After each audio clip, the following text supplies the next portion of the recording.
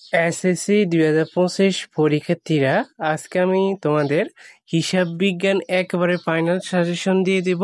হিসাব বিজ্ঞানে অনেক শিক্ষার্থী ফেল করে, প্রায় প্রতি বছর অনেক শিক্ষার্থী হিসাব বিজ্ঞানে ফেল করে।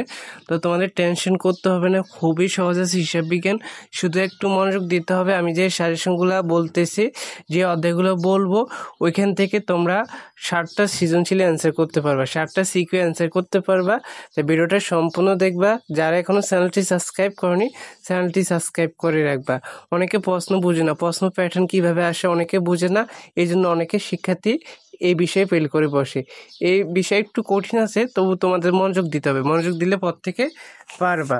তো দেখো, আমরা অধ্যায়গুলো পড়ে নেই, কোন কোন অধ্যায় তোমাদের প্রশ্নগুলো আসবে পরীক্ষায়। তোমাদের পরীক্ষায় 11টা সিকিউ আসবে, যে কোনো 60টা অ্যান্সার করতে হবে। হ্যাঁ, তো যে কোনো 60টা না, ক বিভাগের জন্য একটু বাধ্যতামূলক আছে যে ক বিভাগে 2টা থাকবে, 2টাই উত্তর করতে হবে। আর খ বিভাগে বাকি অঙ্কগুলা থেকে, হ্যাঁ, বাকি 9টা অঙ্ক থেকে তোমাকে যে কোনো 5টা উত্তর করতে হবে, মোট 60টা অ্যান্সার করতে হবে। তো দেখো, ক বিভাগ আর্থিক বিবরণী, এখানে বাধ্যতামূলক 2টি প্রশ্ন থাকবে, 2টির উত্তর করতে হবে। এখানে বাধ্যতামূলক, এটা 20 মার্ক, কিন্তু এটা তোমাকে অ্যান্সার করতেই হবে, কোনোভাবে একটা বাদ দেওয়া যাবে না। 2টা থাকবে, 2টা উত্তর করতে হবে। তো এই অধ্যায় একটু ভালো করে করতে হবে। তো এই অধ্যায় কেউ বাদ দেওয়ার চেষ্টা করবে না। এই অধ্যায় করলে 2টা অঙ্ক 20 মার্ক, 2টা অঙ্ক যদি ঠিক করে দিতে পারো, তাহলে তোমাকে আর 3 মার্ক পেতে হবে পাস করতে হলে। 23-এ পাস না, এখানে গোটা গোটা নাম্বার দিয়ে দিই তোমাকে। অঙ্ক কোনো নাম্বার কাটা যায় না যদি অঙ্ক সঠিকভাবে দিতে পারো, হিসেব বিজ্ঞান অঙ্কর মতো। হ্যাঁ, তো এখন আমরা খ বিভাগে দেখবো। খ বিভাগ থেকে যে অধ্যায়গুলো তোমাকে অঙ্কগুলো করতে হবে। খ বিভাগে অঙ্ক থাকবে 9টা, তোমাকে অ্যান্সার করতে হবে কয়টা? 5টা অ্যান্সার করতে হবে। তো এখানে আমাদের 5টা অঙ্ক কমন পেলে হয়ে যাবে। তো আমরা 6টা অধ্যায় দিব, 6টা অধ্যায় করলে তো তোমরা এখানে 5টা কমন পাবা, 6টা অধ্যায় করলে একটা তোমাদের অতিরিক্ত হবে। হ্যাঁ, তাহলে কোনো রিস্ক থাকবে না পরীক্ষায়। তো জাবেদা খুবই ভালো করে করবা, খুবই গুরুত্বপূর্ণ অধ্যায়।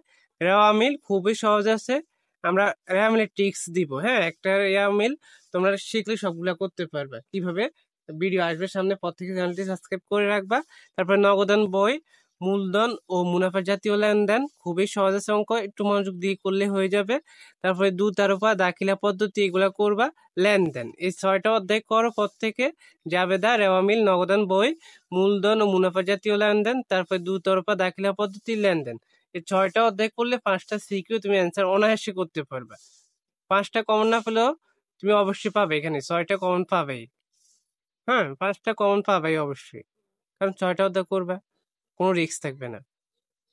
তো যারা একেবারে বুঝো না, তারা অবশ্যই, হিসাব বিজ্ঞান অনেকে বুঝে না, তারা অবশ্যই কি করবে, চেষ্টা করবে জাবেদা, রেওয়া মিল, নগদান, এই 2টা অধ্যায় করে যেতে।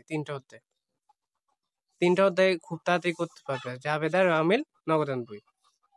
তো আশা করি তোমরা সাজেশনটা পেয়ে অনেক উপকৃত হয়েছে। তোমাদের সামনে সৃজনশীল, তারপরে হচ্ছে তোমাদের এমসিকিউ ভিডিও আসবে, তাই পর থেকে চ্যানেলটি সাবস্ক্রাইব করে রাখবে। ধন্যবাদ সবাইকে, আল্লাহ হাফিজ।